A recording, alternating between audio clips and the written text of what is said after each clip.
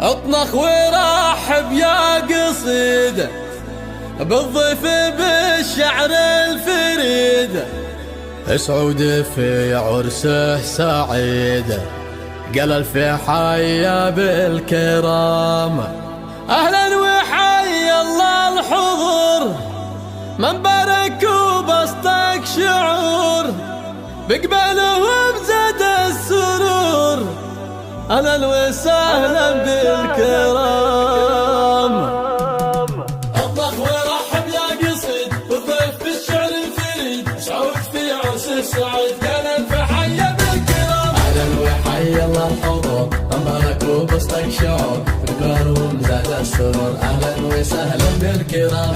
سعود وزين الشباب والكرم والجود باب، طب العرس وسعود طب وصار في اعلى مقام. الشهم في كل الظروف كل المكارم به تطوف، جينا نبارك له الوف، مبروك يا الفحل الهمام. سعود ساكن في شغاف والقلب من حوله غلاف، لفرحته يوم الزفاف وجهه سطع بالابتسام. ابوه محمد له وصوف دخل بها كل الحروف، مقدامين انتصت صفوف تلقاه في الصف الامام. وشبل من هذا الاسد اوصافنا بدون حد، محمد يبقى للابد كالرجال منا يضام. من قومهم خير العباد وصيتهم عم البلاد، يحضنهم قوم الشداد في كل ميدان الدوام. يا سعود يهدون الجزيل من شعر ما في له مثيل، انه اصيل من اصيل وغالي بين الانام. واخوانهم نعم الرجال هم درع له في كل حال، ورؤوسهم مثل الجبال والشامخ فوق الغمام. فواته الدر المصان اهل زغاريد الحسان،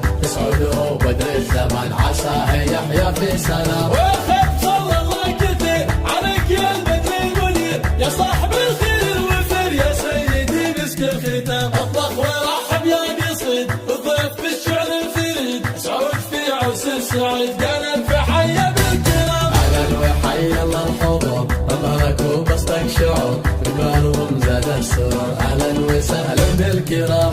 سعود وزين الشباب والكرم والجود باب، طب العرس وسعود طب وصار في اعلى مقام. الشهم في كل الظروف كل المكارم به تطوف، جينا نبارك له الوف، مبروك يا الفحل الهمام. سعود ساكن في شغاف والقلب من حوله غلاف، لفرحته يوم الزفاف وجهه سطع بالابتسام. ابوه محمد له وصوف دخل بها كل الحروف، مقدامين انتصت صفوف تلقاه في الصف الامام. وشبل من هذا الاسد اوصافنا بدون حد، محمد يبقى للابد كالرجال مما يضام. من قومهم خير العباد وصيتهم